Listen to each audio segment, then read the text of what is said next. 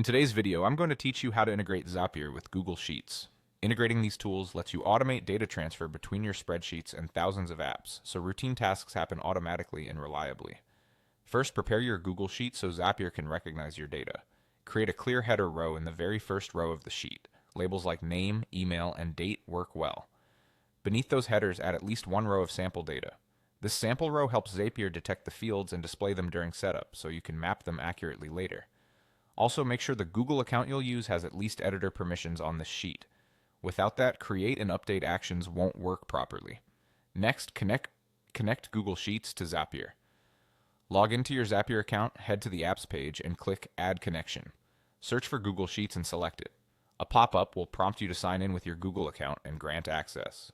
Choose the account that owns or can edit the sheet you'll automate. Review the permissions and confirm.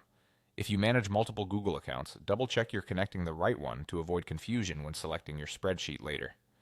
Now create a zap. A zap is made of a trigger which starts the automation and an action which happens next.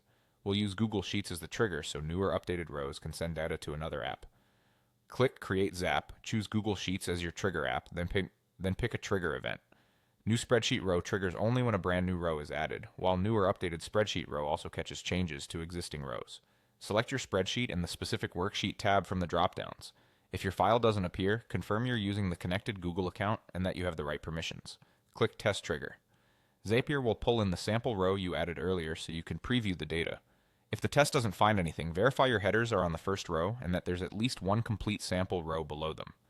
With the trigger working, add an action app like a messaging tool, email service, or CRM to receive the data. When prompted, choose the fields from your sheet that match the fields in your action app. Clear headers make this mapping simple and reduce errors.